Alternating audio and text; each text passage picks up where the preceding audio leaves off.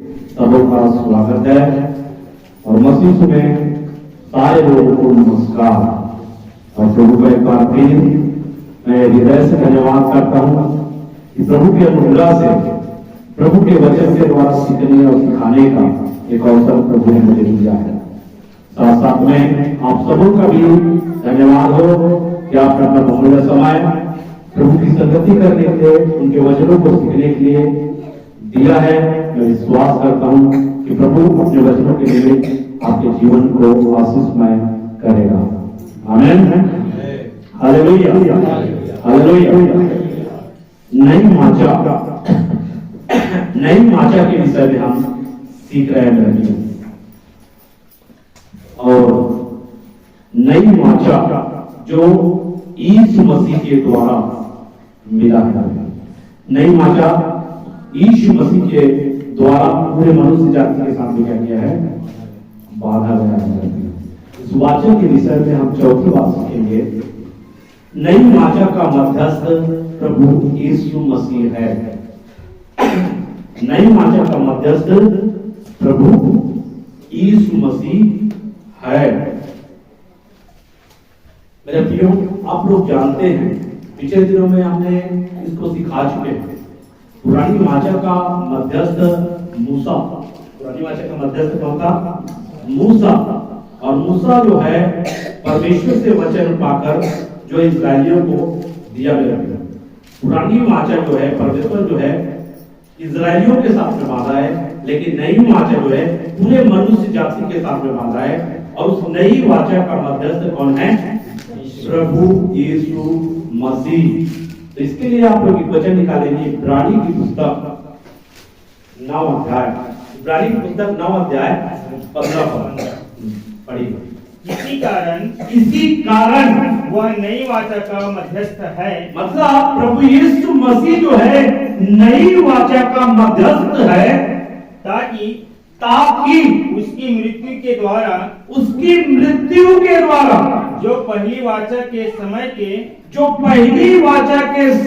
के अपराधों से छुटकारा पाने के लिए हुई है। अपराधों से छुटकारा पाने के लिए हुई है। क्योंकि पुराने अपराधों में पुरानी व्यवस्था जो दिया था, उस व्यवस्था को तोड़ने के द्वारा जो है लोग जो है अपराधी बन गए थे। और उस अपराधों से छुटकारा के लिए नई वाचा दिया है, जिसका मध्यस्थ कौन है? प्रभु यीशु मसीह ठहरा है। मेरा प्रियो, तो यहाँ पर नई वाचा का जो मध्यस्थ जो है प्रभु यीशु मसीह क्या हुआ है? ठहरा है। इसलिए यीशु मसीह हमारे लिए सर्वदा क्या करता है? पिता की दाहिनी ओर क्या हुआ है? बैठा हुआ है। पिता के दाहिनी ओर बैठा हुआ है। और वो हमारे लिए क्या करता है? सर्वदा विनती करता है कि नहीं करता है? क्या विनती करता होगा? हमारे लिए विनती करता है। तो मेरे प्रियो, वो विनती करता है हमारे लिए पिता से। और जब इसको पतरस की पुस्तक में जब आप जाएंगे, पतरस की पत्री में, तो वहां परमेश्वर धीरज धरा हुआ है ताकि हम लोग जो है औरों को क्या करें? सुसमाचार सुनाएं। परमेश्वर नहीं चाहता कि लोग जो है नाश हो। मेरे प्रियो, आज के दिन अगर यीशु मसीह आ गया तो आपके परिवार जो विश्वास नहीं किया उनका क्या होगा? 3 के 9 में है ना, पढ़िए तो। प्रभु अपने प्रतिज्ञा के विषय में देर नहीं करता। प्रभु अपने प्रतिज्ञा के विषय में देर नहीं करता। जैसे देर कुछ लोग समझते हैं, तुम्हारे विषय में धीरज धरता है और नहीं चाहता कि कोई नष्ट हो, यह कि देखो सबको मन फिराव का क्या मिले? मेरे प्रियो, प्रभु सर्वदा विनती करता है हमारे लिए कि हम लोगों तक क्या करें? सुसमाचार बताए, लोगों को सच्चाई बताए, ताकि उनको भी मन फिराव को क्या मिले? अवसर मिले।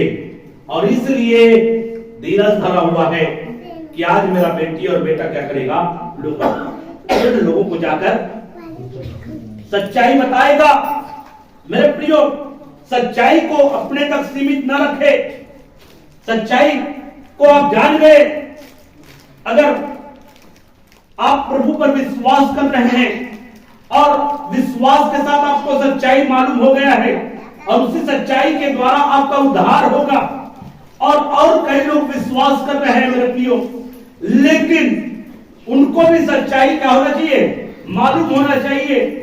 इसलिए आपका दायित्व है, अगर आप सच्चाई जाने हैं तो उन लोगों को भी सच्चाई क्या करे, बताए, ताकि कोई भी क्या ना हो, नाश ना हो। वो सर्वदा हमारे लिए क्या करता है, विनती करता है मेरे प्रियो कि कोई भी क्या ना हो, नाश ना हो, हर एक को मन फिराव का अवसर मिले। तो मेरे प्रियो, आप सच्चाई को जान गए और भी लोग जो विश्वास करते हैं और आप सच्चाई जानते हैं कि वो विश्वास तो कर रहा है लेकिन वो नरक में चले जाएगा, तो आपका दायित्व बनता है ना उसको बचाना। आपका दायित्व बनता है उनको बचाना।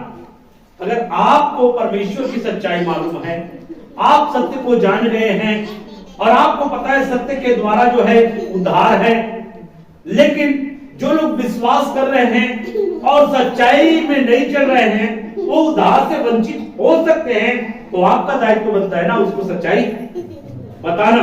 आपका दायित्व है कि आप उनको सच्चाई बताना मेरे प्रिय।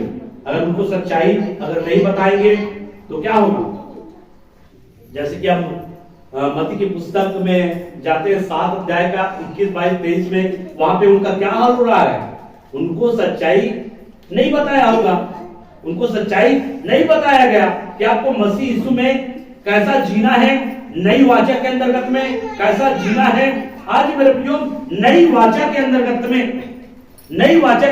में हमको कैसा जीना है, इसकी व्यवस्था आपको दिया गया है। वो व्यवस्था बहुत सारे लोगों को पता नहीं है, तो उस व्यवस्था को बताने का दायित्व तो किसका है, मेरा और आपका है। नई वाचा में जो व्यवस्था दिया गया है, वो व्यवस्था की जानकारी आपको हो गया है, तो उस व्यवस्था को आपको लोगों को बताना है कि नहीं बताना है। वो भी तो विश्वास करता है, हमको बताने की क्या जरूरत है, लेकिन विश्वास करता है लेकिन वो व्यवस्था उनको पता नहीं है ना। ये लोग क्या है, विश्वास कर रहे हैं, ये लोग दुष्ट आत्मा भी निकाल रहे हैं, ये लोग क्या कर रहे हैं, बीमारों को चंगा भी कर रहे हैं, अद्भुत काम कर रहे हैं, लेकिन इनको क्या कर रहा है, प्रभु जो है कहता है मैं तुमको नहीं जानता। क्यों नहीं जानता, क्योंकि उन्होंने नई वाचा में जो व्यवस्था दिया था, उस व्यवस्था को उन्होंने नहीं जाना, उस व्यवस्था को उन्होंने समझने का प्रयास नहीं किया, उस व्यवस्था के अनुसार जीने का चुनाव उन्होंने नहीं किया मेरे प्रियो, जिसके कारण से प्रभु भी कह देगा मैं तुमको नहीं जानता। इसलिए नई वाचा में जो व्यवस्था दिया है, उस व्यवस्था को भी आपको जानना बहुत जरूरी है मेरे प्रियो। अभी उस व्यवस्था को मैं नहीं बताऊंगा, आने वाले समयों में उस व्यवस्था को बताऊंगा। नई वाचा की मैं व्यवस्था आपको बताऊंगा कि उस व्यवस्था को आप पालन कर रहे हैं कि नहीं कर रहे हैं। बहुत सारे लोग उस व्यवस्था का पालन ही नहीं करते, उस व्यवस्था के अनुसार से चलते ही नहीं है। अब उस व्यवस्था को जानकारी नहीं तो कहां से चलेगा, उनको जानकारी नहीं तो चलेगा कहां से। उस व्यवस्था को क्या करते हैं, तोड़ तोड़कर चलते हैं और डेली क्या करते हैं, प्रभु के सामने बैठते हैं, प्रभु जाने अनजाने में जो भी मेरे से गलती हुआ है क्षमा करो, और क्या करेगा प्रभु उनको क्षमा करेगा कि नहीं करेगा। लेकिन फिर प्रभु से क्षमा मांगता है प्रतिदिन, प्रभु तुम मुझे क्षमा कर, लेकिन वो जो है नई वाचा की व्यवस्था वो जानना नहीं चाहता। परमेश्वर क्या कहा है पता है, परमेश्वर एक बात बोला है, मैं नई वाचा की जो व्यवस्था है कहां लिखूंगा, हृदय की और तेरे मनों में समाऊंगा। अभी बताइए, जब परमेश्वर ऐसा कहता है तो नई वाचा की व्यवस्था क्या आपके हृदय में है?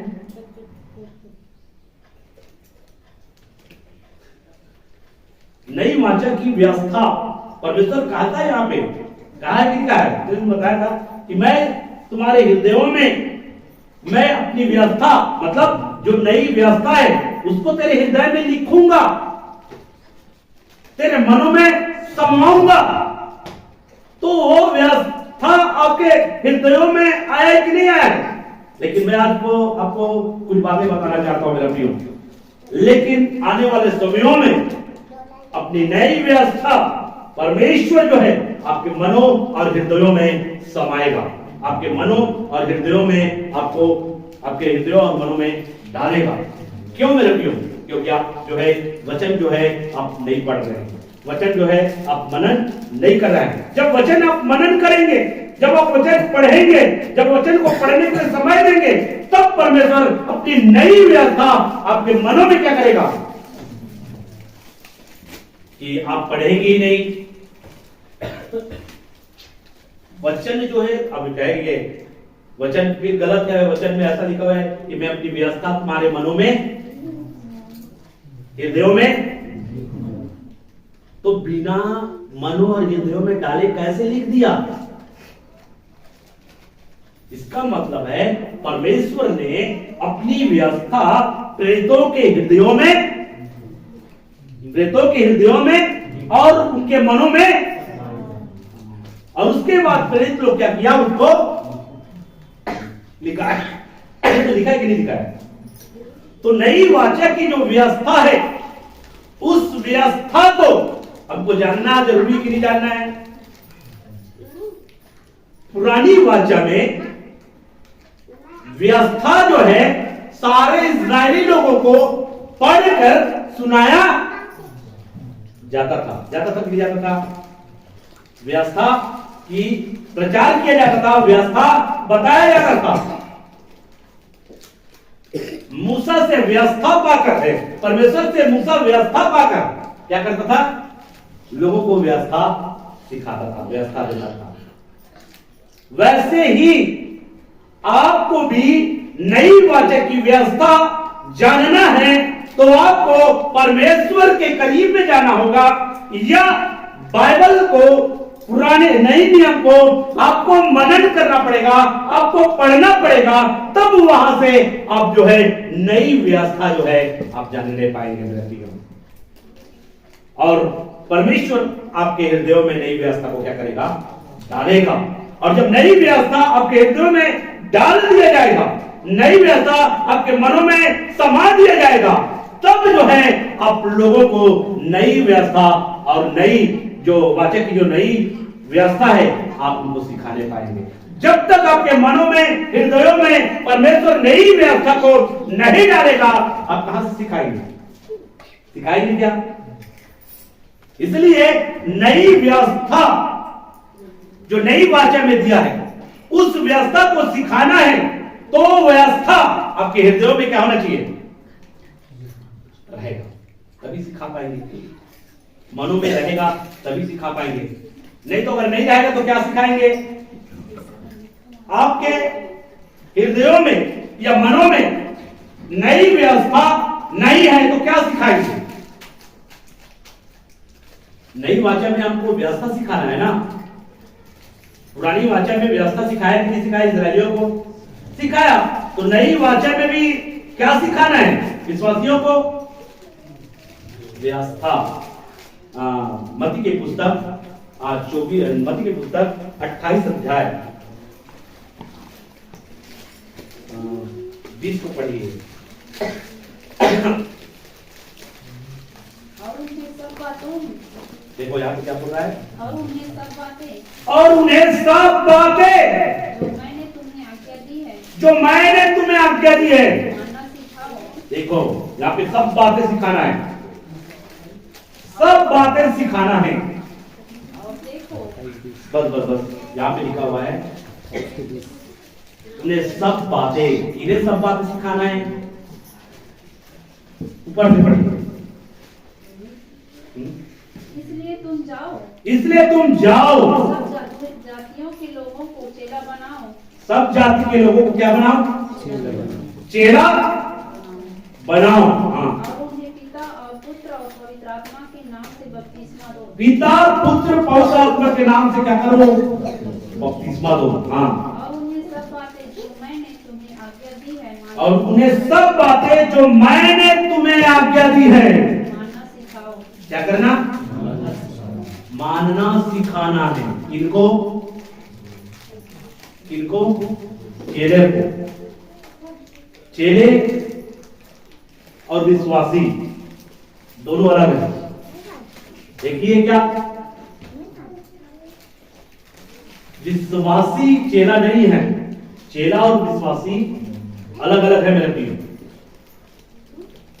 यहां पे सुनते हैं, बैठते हैं, घर में जाते हैं, अपने कामों में लग जाते हैं।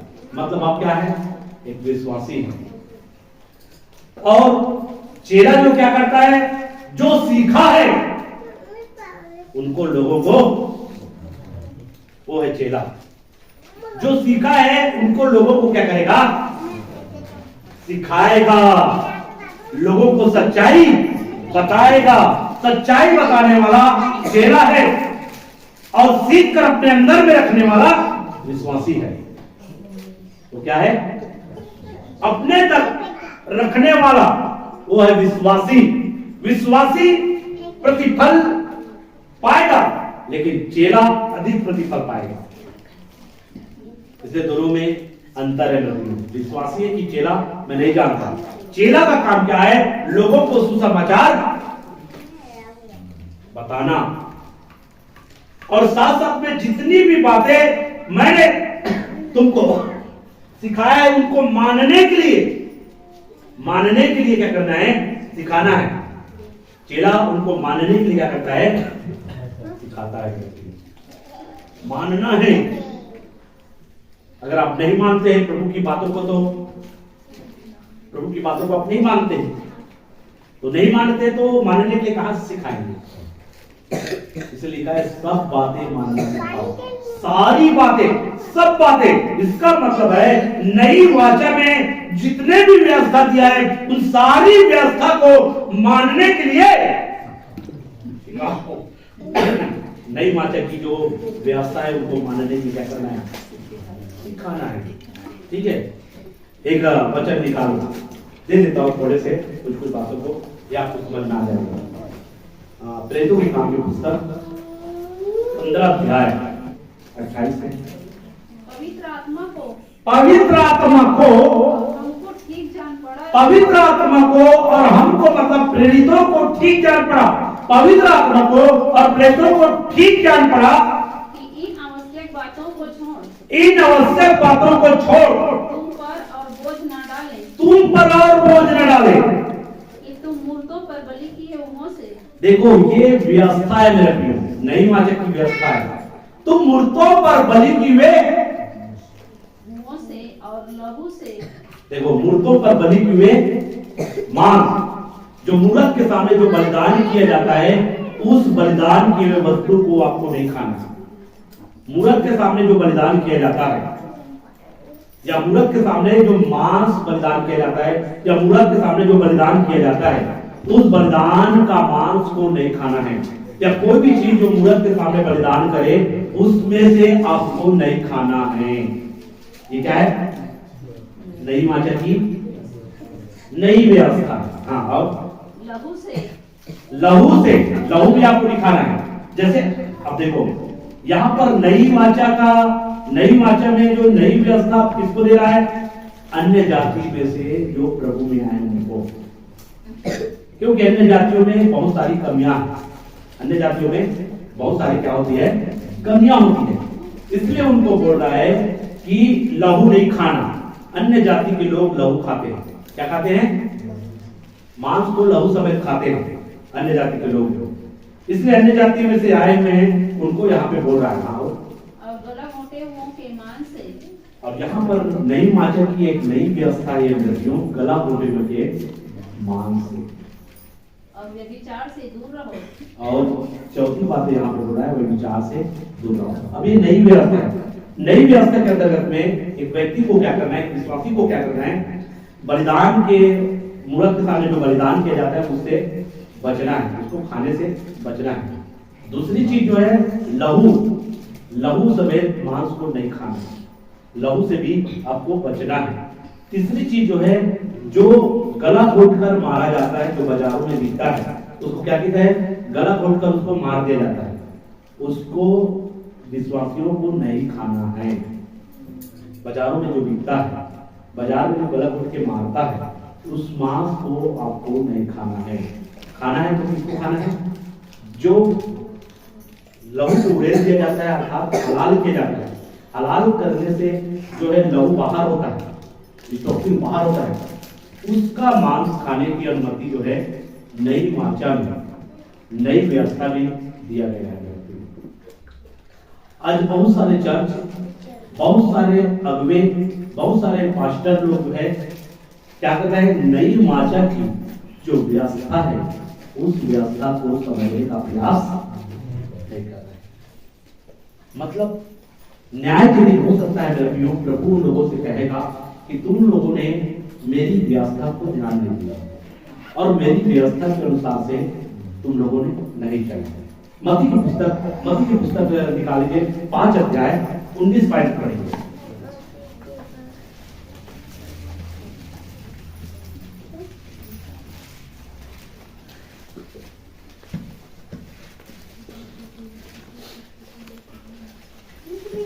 इसलिए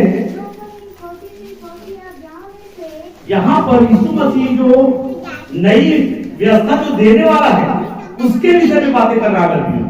इसलिए जो कोई छोटी सी छोटी आज्ञाओं में से किसी एक को तोड़े, वैसा ही लोगों को सिखाए, वह स्वर्ग के राज्य में सबसे छोटा कहलाएगा। जो कोई उन आज्ञाओं का पालन करेगा और उन्हें सिखाएगा, वैसा ही सिखाएगा, हाँ, स्वर्ग के राज्य में क्या कहलाएगा? महान कहलाएगा। मेरे प्रियो, नई वाचा की जो व्यवस्था है उस छोटी से छोटी व्यवस्था को भी हल्के में मत लेना। छोटी छोटी बातों को भी नजरअंदाज मत करना। अगर छोटी बातों को नजरअंदाज करके आप वैसे ही लोगों को सिखाएंगे, वहां पर आप छोटा कहलाएंगे। स्वर्ग में प्रवेश हो जाएंगे, चलो स्वर्ग में अगर प्रवेश मिल जाता है, फिर भी वहां पर जो है मेरे प्रियो बहुत सारे जो प्रतिफल है उससे वंचित हो जाएंगे। मतलब वहां पर आपको बड़ा पद नहीं मिलेगा, एक छोटा ही पद आपको मिलेगा मेरे प्रियो। और उसकी बाद में आपको क्या होगा? अफसोस होगा। बाद में क्या होगा? अफसोस होगा। काश मैं भी वहां पे छोटी छोटी बातों को अनसुनी नहीं करता, वैसे ही लोगों को सिखाता, तो आज इस स्थान पर मैं भी होता, महान कहलाएगा। इसलिए नई वाचा में जो नई व्यवस्था दिया है, उस व्यवस्था के अंदर जो छोटी छोटी आज्ञा है, उस आज्ञा को भी नजरअंदाज नहीं करना, उस आज्ञा को भी अनसुनी करने का प्रयास नहीं करना मेरा प्रिय।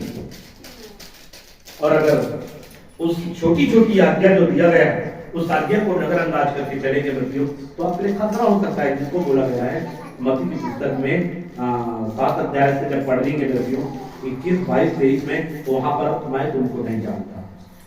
ठीक है, तुम मेरे नाम से दुष्ट आत्मा को निकाल रहे हो, ठीक है, मेरे नाम से बड़े बड़े काम कर रहे हो, अद्भुत काम कर रहे हो, भविष्यवाणी कर रहे हो, लेकिन मैं तुमको नहीं जानता। तो नहीं जानता कारण क्या है? नई वाचा में जो व्यवस्था दिया गया है उस व्यवस्था को अनसुनी करके चल रहे हैं। मतलब ये लोग हद पार कर दिए गए, जो भविष्यवाणी कर रहे हैं, दुष्ट आत्मा निकाल रहे हैं, अद्भुत काम कर रहे हैं, ये लोग हद पार कर दिए। मतलब परमेश्वर की जो नई व्यवस्था है उस व्यवस्था को जो है अनसुनी करके चला है, उस व्यवस्था को नजरअंदाज करके चला है। परमेश्वर कब आपका इनकार करेगा? परमेश्वर कब आपका इनकार करेगा? जब आप परमेश्वर का इनकार करेंगे, जब आप परमेश्वर की बातों का इनकार करेंगे। परमेश्वर आपको अवसर देगा कि आप फिरे, आपका मन फिरा हो, लेकिन फिर भी आप फिरना नहीं चाहेंगे, तो मेरे प्रियो आपको अवसर देने के बाद भी नहीं फिरेंगे, तो समय आएगा न्याय के समय, वो आपका भी क्या कर देगा? इनकार कर देगा। अगर आपने उनका लोगों के सामने इनकार किया है, तो वो भी परमेश्वर जो है स्वर्गदूतों के सामने आपका क्या कर देगा? इनकार कर देगा। नई व्यवस्था में इनकार करने का कारण क्या है? आपने यीशु को स्वीकार नहीं किया, यीशु मतलब यीशु को स्वीकार करना मतलब, अगर आप यीशु की बातों को स्वीकार कर रहे हैं तो आप यीशु को स्वीकार कर रहे हैं। अगर यीशु को स्वीकार कर रहे हैं लेकिन उसके बातों को अगर नजरअंदाज करके चल रहे हैं तो आप जो यीशु का इनकार कर रहे हैं। इस बात को आपको समझना जरूरी है। तो नई वाचा का मध्यस्थ क्या है? प्रभु यीशु मसीह है। और प्रभु यीशु मसीह के द्वारा जो व्यवस्था हमको दिया गया है नई वाचा में, उस व्यवस्था को हमको गंभीरता से क्या करना पड़ेगा? पालन करना पड़ेगा। पहले तो एक आप पुस्तक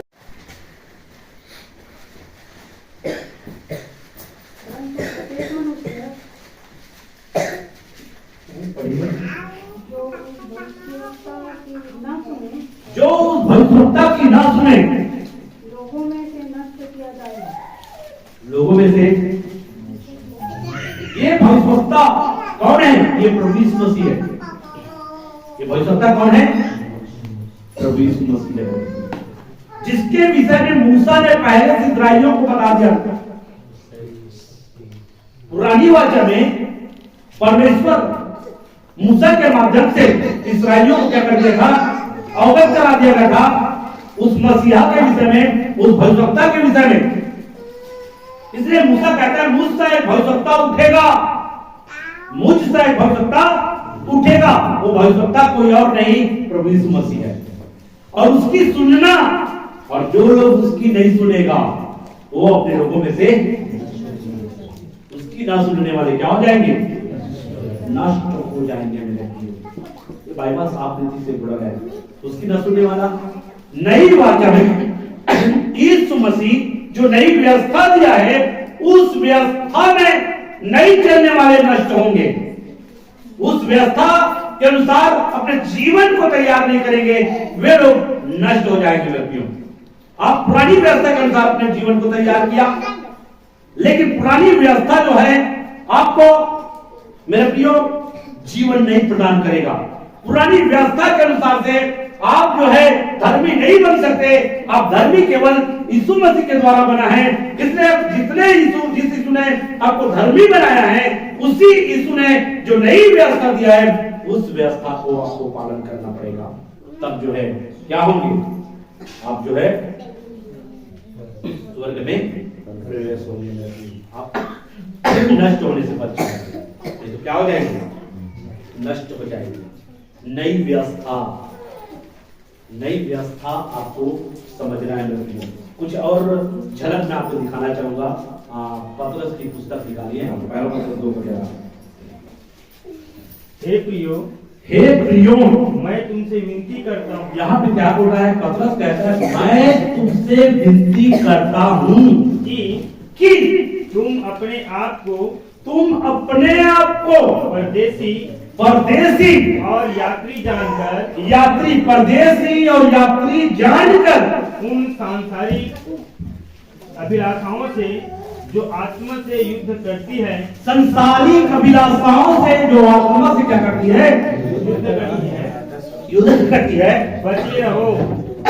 यहाँ पे नई वाचा की जो नई व्यवस्था है, संसारिक अभिलाषाओं से बचे रहो।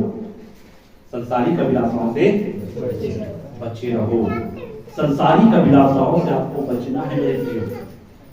नई वाचा में जो व्यवस्था जो दिया गया है, उसके अंतर्गत जो है संसारिक अभिलाषाओं से आपको क्या करना है? बचने की जरूरत है मेरे प्रिय।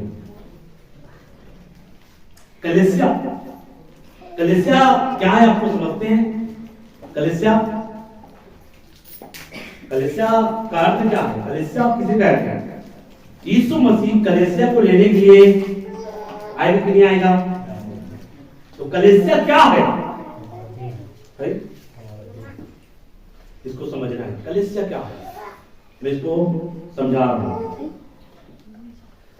संसार से अलग किए हुए लोगों का झुंड क्या है? संसार से अलग किए हुए लोगों का झुंड ही क्या है कि नहीं? संसार से छुड़ाए हुए लोगों का झुंड, संसार से अलग किए हुए लोग या चुने हुए लोग, ये है कलीसिया।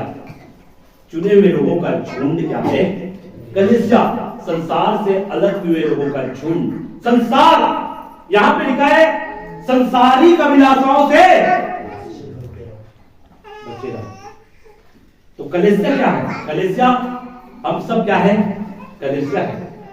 तो हमको किससे बचना है? संसारिक।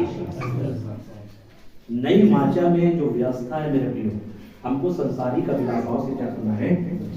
बचना है। हम इस संसार में हैं, लेकिन हमको सावधान रहना है कहीं संसार के ना हो ले। और बहुत सारे लोग संसार के हो जाते हैं, उनको पता भी नहीं रहता, बाद में समझ में आएगा, न्याय के दिन समझ में आएगा। नई वाचा में जो व्यवस्था दिया है, उस व्यवस्था के अनुसार से लोग अपने जीवन को तैयार नहीं कर पा रहे हैं। न्याय के दिन सभी कहेगा मैं आपको नहीं जानता, मैंने संसार से चुनकर तुम्हें अलग किया, मैंने तुम्हारे लिए अपने आप को बलिदान किया। जब अपने आप को बलिदान किया है तो हम किसकी सुनकर चलना है? किसकी सुनकर चलना है? जो हमारे लिए बलिदान हुआ है उसकी सुनकर चलना है, किसकी सुनना है? या संसार की सुनकर चलना है? संसार की अभिलाषाएं एक आत्मा है। संसार की अभिलाषाएं संसारिक आत्मा, संसारिक आत्मा है। संसारिक आत्मा आपको संसारिक बना देगा। शैतान की योजना है और मसीह लोगों को क्या बना दे हो? संसारिक। इसलिए आप कलीसिया में जाओ, आप कलीसिया में जाओ, आराधना करो, प्रार्थना करो, संगति करो, बाइबल पढ़ो, लेकिन संसारिक बनो। शैतान की शैतान की योजना क्या है? आप प्रार्थना करो, कोई दिक्कत नहीं, बाइबल पढ़ो, कोई दिक्कत नहीं, चर्च जाओ, कोई दिक्कत नहीं, संगति करो, कोई दिक्कत नहीं, लेकिन संसारिक बनना। क्या बनना? तुम संसारिक बनना मतलब संसारिक अभिलाषाओं में पड़े रहो, बचो मत। लेकिन पतरस का संदेश क्या है? नई वाचा के अंतर्गत हमको क्या शिक्षा दे रहा है? संसारिक अभिलाषाओं से बचे रहो। कह रहा है कि नहीं कह रहा है? अब सोच रहे हैं कि संसारिक अभिलाषाओं से बच रहे हैं। शरीर की अभिलाषा, आंखों की अभिलाषा, जीव का घमंड, ये किसकी ओर से है? अब चेक कीजिए मेरे प्रियो, क्या आप इन तीनों अभिलाषाओं पर जयवन हो पा रहे हैं कि नहीं हो पा रहे हैं? शरीर की अभिलाषा, शरीर की अभिलाषा पर आप जयवत हो पा रहे हैं कि नहीं हो पा रहे हैं?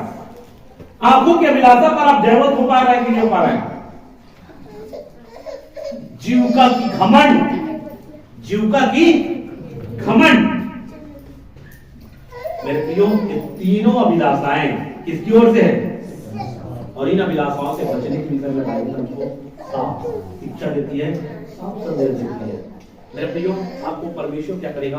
बहुत आपको चेतावनी देगा, और नहीं बचेंगे तो मेरे प्रियो आप जो वहां से बाहर निकालने का प्रयास करेगा, आप यहां से बाहर निकलो, ये आपके खतरा है, लेकिन आप निकलना ही नहीं चाहते, तो क्या होगा?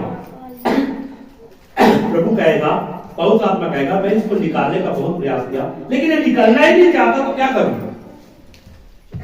ये निकलना ही नहीं चाहता, ये पुराने स्वभाव में रहना चाहता है, ये पुराने मनुष्य में जीवन जीना चाहता है। नई वाचा के अंतर्गत में जो नई व्यवस्था दिया गया है, तुम जो है पुराने मनुष्य को उतार कर नए मनुष्य को क्या कर लिए हो?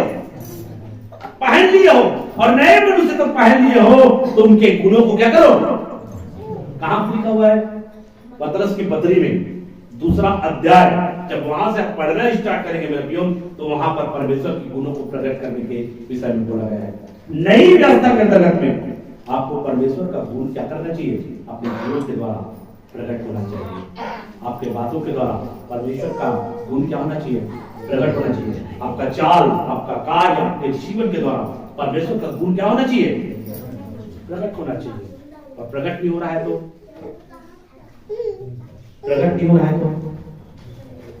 आप धोखा खाएंगे कि नहीं खाएंगे? लास्ट में धोखा खा जाएंगे मेरे प्रियो।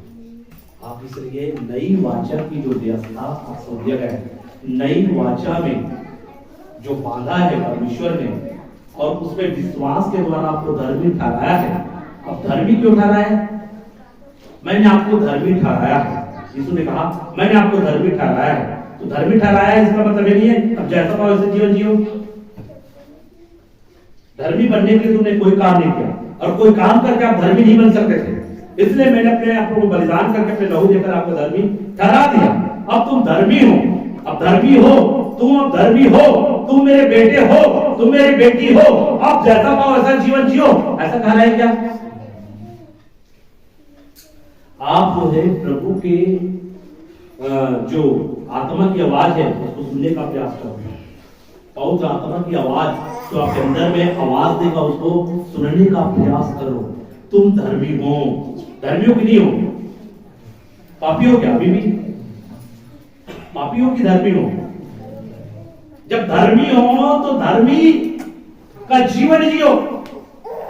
तुम पापी नहीं हो, पापी हो, पापी थे तब मैं पाप में जीवन जी रहे थे, जैसा वैसे कार्य कर रहे थे, लेकिन अब धर्मी हो गए हो तो उसी के समान जीवन क्यों जी रहे हो?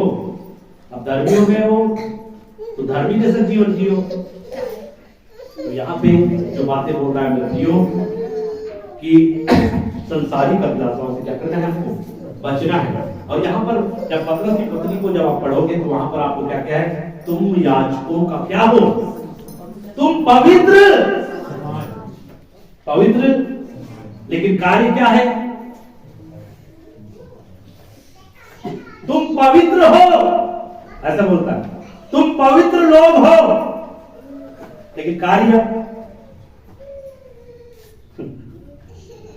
मेरे प्रियो इसको समझना जरूरी है।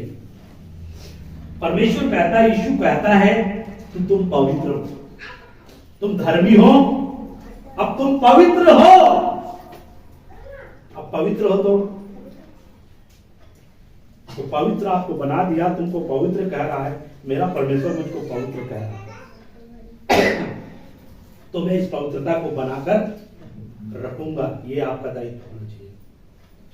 मेरा परमेश्वर मुझे पवित्र कहता है। लोग आपको कुछ भी बोले मेरे लिए, लेकिन परमेश्वर कहता है तुम पवित्र हो।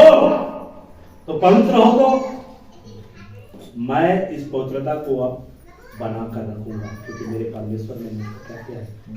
पवित्र कहा है। मेरे परमेश्वर ने मुझको धर्मी कहा है, मुझे धर्मी बनाया है। उस धर्मी बनने के लिए मैंने कुछ काम नहीं किया है, मैंने उस पर विश्वास किया है। लेकिन अब मैं जो है, जो धार्मिकता परमेश्वर ने मुझे दिया है, नया मनुष्यत्व, जब हम बपतिस्मा लेते हैं तो पुराने मनुष्यत्व को क्या करते हैं? पुराने मनुष्यत्व को उतार दिए और नए मनुष्यत्व, नया मनुष्यत्व क्या है? नया मनुष्यत्व मसीह को हमने क्या कर लिया? पहन लिया। हम मसीह का आपने पहन लिया तो मसीह का पहना है तो किसके गुण प्रकट होना चाहिए? मसीह का गुण प्रकट होना चाहिए। तो हमारे जीवन से गुण किसका प्रकट होता है? हमारा जीवन के द्वारा किसका गुण प्रकट होना चाहिए? मसीह का गुण प्रकट होना चाहिए मेरे प्रियो। लेकिन हम किस गुण को प्रकट कर रहे हैं? अगर मसीह का गुण को हम अपने जीवन में प्रकट नहीं कर रहे हैं मेरे प्रियो, तो हम धोखा खाएंगे, धोखा खाएंगे, धोखे में नहीं। आज मेरे प्रियो बहुत सारे लोग इस बातों को समझ नहीं पा रहे हैं कि हम मसीह के हैं, मसीह ने हमको मोल लिया है, मसीह ने हमको खरीद लिया है, हमको याजक या पवित्र समाज बना दिया है, याजकों का समाज बना दिया है। और हमको कहा गया है कि तुम अपने बुलाए जाने को जानो समझो, लेकिन हम अपने बुलाए जाने को ना तो जान रहे हैं ना समझ रहे हैं। तुम्हें परमेश्वर ने किसने बुलाया है उसको जानो समझो और उसके गुणों को, आप मसीह के गुणों को प्रकट करते हैं, मसीह के गुण आप प्रकट करते हैं, मसीह के गुण, मसीह के गुणों को प्रकट करने के लिए आपको क्या करना होगा? आप विश्वास किए तो उनके बातों पर भी विश्वास करें, मसीह के गुण प्रकट करने के लिए अभी मैंने 4 बातें बताया, 4 बातों के अनुसार अपने जीवन को तैयार किया। 4 बातें पहले बताया, 4 बातों के अनुसार से मूरत के सामने बलिदान की वस्तु नहीं खाना। खाते हो क्या? खाते हो? नहीं खाते। लहू खाते हो? गला घोटे का मांस खाते हो क्या? खाते हो? अगर कहीं पे तो आप धोखा खा रहे हो। चलो भाई सका घर बना है, सका घर बनाया है तो खा लेता हूं। आप उनको सिखाओ, जो नहीं जानते उनको सिखाओ, जो अनजाने हैं, जो संसारिक है, उनको बताओ कि हम सच्चे परमेश्वर के लोग हैं, हम सच्चे लोग हैं, हम अपने परमेश्वर के हिसाब से कार्य करते हैं, हम इन चीजों को नहीं खाएंगे। चाहे आप कुछ भी समझे, आप हमारे सामने दाल भात परोसो, हम दाल भात खाएंगे, लेकिन अगर ये चीज लोगे हम नहीं खाएंगे। खाने से क्या कर दो? इनकार करो। मेरे प्रियो, आपको नई वाचा की जो बातें हैं उसको आपको पालन करना है और संसारिकता से बचो, संसारिक न बनो। संसारिक अगर बनोगे मेरे प्रियो तो संसार के लोग क्या कहेंगे? यीशु को मानता है, यीशु पर विश्वास करता है, लेकिन ये लोग तो भी हमारे समान हैं। हम लोग जैसे करते हैं ऐसे ये लोग भी करते हैं। करते हैं कि नहीं करते? आप देखिए मेरे प्रियो, नजर उठाकर देखिए, वचन देखिए। वचन हम जिस चीजों से हमको बचने के लिए कहता है उन्हीं चीजों में क्या हो रहे हैं? फंस रहे हैं। फंस रहे कि नहीं फंस रहे हैं? छोटे से बड़े तक सब फंस रहे हैं, सब फंस रहे हैं संसारिकता में। संसारिकता से बचने के विषय में बोला है और लोग संसारिकता में जो है फंस रहे हैं मेरे प्रियो। दुनिया की चकाचौंध में फंस रहा है, दुनिया को देख रहा है, दुनिया को देख कर रहे हैं। आत्मा की सुनकर नहीं कर रहा है। आत्मा आपके अंदर आवाज लगाएगा, बहुत आत्मा आपके अंदर आवाज लगाएगा। पहनने के विषय में आपको आवाज लगाएगा, क्या आपको पहनना है, कैसा आपको पहनना है, कैसे चर्च जाना है, कैसे लोगों के पास में जाना है, वो बहुत आत्मा आपके अंदर में आवाज लगाएगा, आपको सिखाएगा सारी बातें करके। बहुत आत्मा किससे आप परमेश्वर को महिमा मिलेगा? ऐसा कोई भी चीज आपको नहीं देगा मेरे प्रियो जिससे परमेश्वर का क्या हो? अपमान हो, जिससे परमेश्वर को महिमा ना मिले। इस बातों को ध्यान रखना। इसलिए यीशु मसीह क्या है? नई वाचा का मध्यस्थ है मेरे प्रियो। यीशु मसीह क्या है? नई वाचा का मध्यस्थ है। और जब नई वाचा का मध्यस्थ कह रहा है तो आपको नई बातें जो दिया है उस बातों को आपको पालन करना है, उस व्यवस्था को आपको मानना है मेरे प्रियो। इसलिए कलीसिया क्या है? संसार से अलग किए हुए लोगों का झुंड है। जैसा संसार जीवन जीता है वैसा संसार के समान आपको जीवन नहीं जीना है। आपका जीवन अलग होना चाहिए, आपका जीवन अलग होना चाहिए, आपका तौर तरीका अलग होना चाहिए। आपको देखकर जानना चाहिए कि सचमुच में मसीही लोगों का जीवन अलग है। आप प्रेम से भरा हुआ होना चाहिए। प्रेम की व्यवस्था आपको दिया गया है। सबसे प्रेम करने की व्यवस्था नई वाचा में आपको दिया गया है। दुश्मन से भी आपको प्रेम करने की व्यवस्था नई वाचा में दिया गया है। दिया गया नहीं, पुरानी वाचा में क्या दिया गया था? अपने बैरियों से बैर रखो। कहा कि नहीं, लेकिन मैं तुमसे सच सच कहता हूं, अपने बैरियों से और सताने वालों से नहीं माचे। अपने बैरियों से क्या करो? प्रेम करो। बैरी आपके साथ में जो बर्ताव, जो व्यवहार, जो आपके साथ में कार्य करता है वही कार्य आप उसके साथ न करो। वो अगर आपके साथ में बुरा बर्ताव करता है तो आप उसके साथ में बुरा बर्ताव न करो। वो अगर आपको अपशब्द बोलता है आप उनको अपशब्द ना बोलो। नई वाचा की व्यवस्था को आप जानो। यीशु मसीह ने नई वाचा में हमको क्या व्यवस्था, क्या अभ्यास दिया है। इसलिए अपने भाइयों से क्या रखो? प्रेम रखो। और अपने सताने वालों के क्या वीडियो बना? लोग आपको सताएंगे तो उसके लिए आपको क्या करना है? आप सताने वालों की प्रार्थना करते हैं।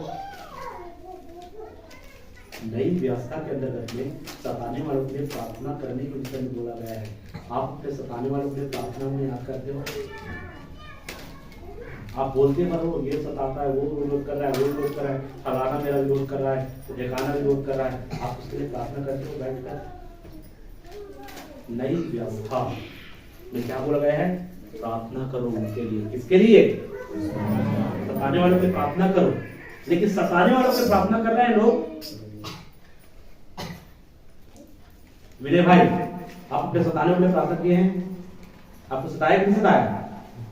कितने लोग सताए? पूरा समाज। उसके लिए प्रार्थना की हो? अभी करते हो? अभी नहीं करते।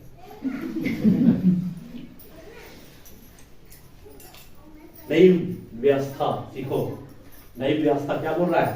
प्रार्थना करो सताने वालों के लिए, उसके लिए प्रार्थना करो, वो भी प्रभु में आ जाए, वो भी प्रभु की सच्चाई को जाने, वो भी प्रभु के प्रेम को जाने, और उसको सुसमाचार सुनाओ, बताओ उसको समय समय प्रार्थना करो। नई वाचा की नई व्यवस्था, इसलिए नई वाचा का मध्यस्थ प्रभु यीशु मसीह है। बात को आप जानना है। और नई वाचा अगर दिया है, नई वाचा अगर बांधा है परमेश्वर ने, तो उसकी नई व्यवस्था भी दिया गया है। और नई व्यवस्था को लोग जो है हल्का लेकर चल रहा है, नई व्यवस्था को हल्का लेकर चल रहा है। लेकिन पहली सदी में लोग क्या करते थे? प्रार्थना करते थे, लौ लगाकर क्या करते थे? प्रार्थना करते थे। पतरस बंदीगिरी में था, कलीसिया क्या कर रहा था? कलीसिया क्या कर रहा था? उनके लिए प्रार्थना कर रहा था। करा से नहीं करा, बैठकर प्रार्थना करता है। आप लोग जब गांव में सता हुआ, आप लोग एक जगह बैठकर लोगों सामने प्रार्थना किए? नहीं किए, नहीं किए ना। यही तो कारण है। आप व्यवस्था आपके मनों में होना चाहिए। बच्चों, प्रार्थना आपको करना है। आप जिस गांव में सता होता है, उस गांव के लिए वहां के लोग जो है मिलकर क्या करना चाहिए? प्रार्थना करना चाहिए। नई व्यवस्था आपको अपने जीवन में स्थान देना है। प्रभु ने ऐसा कहा है तो हम ऐसा करेंगे। जो आपसे बैर करता है उनसे प्रेम रखो। इसका मतलब यह है मेरे भाइयों कि वो जो आपके साथ में आपका बैरी अगर बुरा बर्ताव करता है आपके साथ में, आप उसके साथ में बुरा बर्ताव ना करें।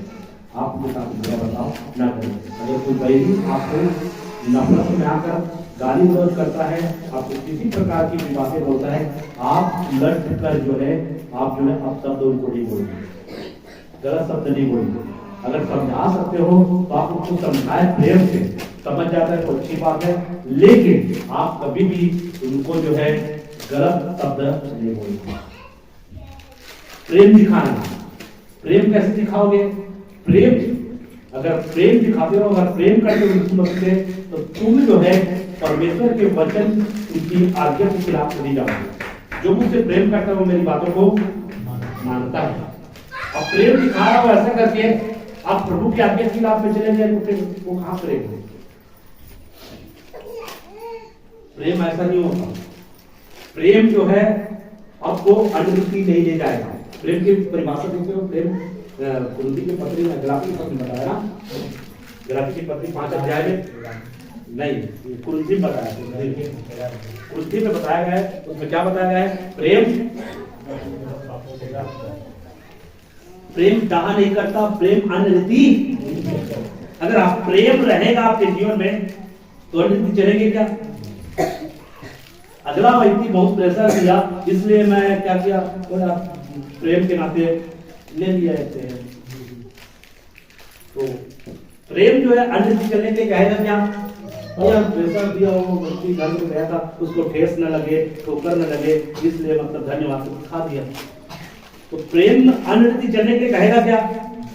आपको समझना है मेरे प्रियो, लोग जो है उसको तोड़ मरोड़ कर, वचन को क्या करते हैं? तोड़ मरोड़ कर जो है लोगों को क्या कर देते हैं? प्रस्तुत करते हैं। मतलब दूसरे आयतों को वो मिलान नहीं करते, दूसरों आयतों की ओर देखते नहीं है। प्रेम की परिभाषा जो दिया गया है, प्रेम अनृति नहीं चलता, प्रेम सत्य से क्या होता है? आनंदित होता है। प्रेम क्या होता है? तो लोग जो है गलत करेंगे तो आपको क्या होगा? आनंद होंगे क्या? लोग जो गलती करेगा तो गलती करने से क्या होगा? सत्य, लोगों को सच्चाई के मार्ग में चलते हुए आपके अंदर में आनंद बढ़ेगा। गलत करेगा तो व्यक्ति क्या हो जाएगा? शोकित होगा, शोक करेगा आत्मा शोकित हो जाता है। और उस आत्मा को शोकित ना करो कहा है, आपके अंदर में आत्मा क्या हो जाएगा? शोकित हो जाएगा। इसलिए इस बातों को आपको ध्यान देना है। प्रेम अनरुति नहीं चलता, इसलिए प्रेम करना है अपने बैरियों से प्रेम आपको दिखाना है। लेकिन प्रेम जो है कभी भी आपको गलत कार्य करने के लिए नहीं कहेगा। आपका बैरी आपके साथ में जैसा पाए वैसे बर्ताव करता है, लेकिन अगर आप भी उसी के साथ उनके साथ वैसा बर्ताव करेंगे तो क्या होंगे? आप जो है प्रेम की जो बातें बोला गया है तुलसी की पत्री में, वो जो है एक मिनट में नहीं। प्रेम डहा नहीं करता, प्रेम झुंझलाता नहीं, प्रेम बुरा नहीं मानता। लोगों ने आपके साथ में दुर्व्यवहार किया, लोगों ने आपके साथ में बुरा बर्ताव किया, अब क्या लगा आपको?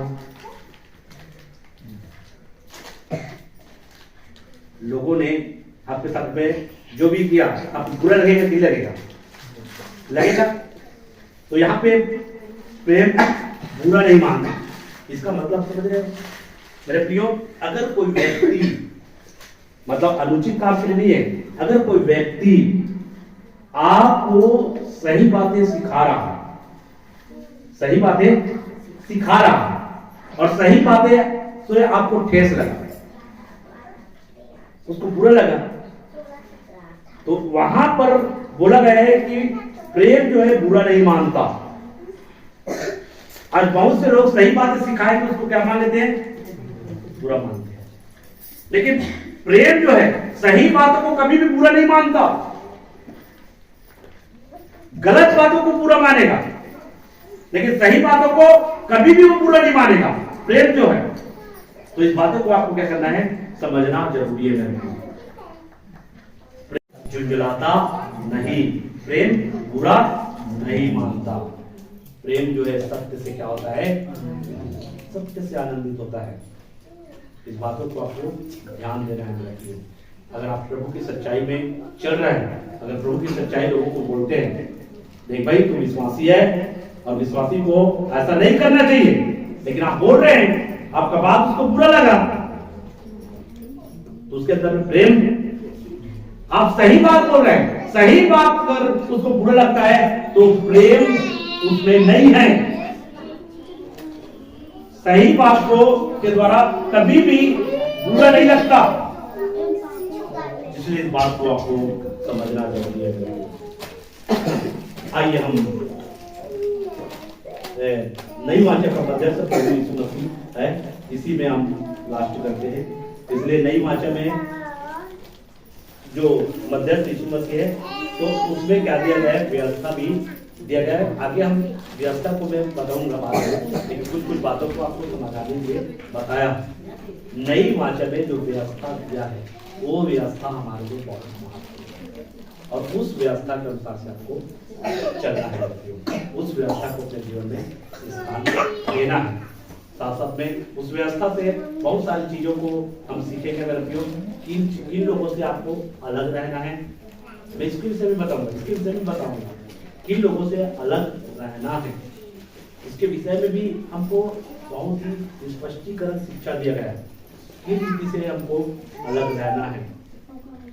नई वाचा की व्यवस्था कर सकोगे। आप कहेंगे अरे ये तो अलग रहने की विषय में बोल रहा है, आपको आने वाले दिनों में बताऊंगा, आपको समझ में आएगा कैसे लोगों से आपको अलग रहना है, कैसे मसीहों से आपको अलग रहना है। उसके विषय में आने वाले समय में मैं आपको बताने का प्रयास करूंगा, और कैसे मसीहों पर आपको ज्यादा रुचि नहीं दिखाना है, इसके विषय में भी मैं आपको बताऊंगा। जब वचन आप समझ जाएंगे, उसको सुधारने का प्रयास करें, समझाने का प्रयास करें, फिर भी नहीं सुधरता है तो ऐसे लोगों के प्रति ज्यादा रुचि न रखें। इसके विषय में मैं आने वाले समय में आपको बताने का प्रयास करूंगा। उससे अलग रहना ही आपके आत्मिक जीवन के लिए अच्छा होगा मेरे प्रिय। इसलिए नई वाचा की जो व्यवस्था है, यहाँ पे प्रेम के बारे में सीख रहे हैं, प्रेम करना, लेकिन बाइबिल नई वाचक की व्यवस्था में अलग रहने के विषय में भी बाइबिल हमको बताता है, अलग रहने के विषय में भी बाइबल बताता है। उनके साथ में खाना तक भी नहीं खाना। अब याद आया होगा, खाना तक नहीं खाना, खाना खाने के लिए नहीं बैठा उसके साथ में, मतलब उसके साथ खाना नहीं खाना एक साथ। ये व्यवस्था नई वाचा के अंतर्गत में दिया गया है। इसको आपको समझना बहुत जरूरी है मेरे भाइयों। बहुत सारे लोग इन बातों को नहीं समझते हैं और इसलिए मेरे भाइयों उनको समझ में नहीं आता। इसलिए आपको बहुत ही सावधानी पूर्वक आपको चलना होगा नई वाचा की जो व्यवस्था है उसमें। इसलिए इन वचनों का प्रभु आप सबको आशीष करेगा। आमीन।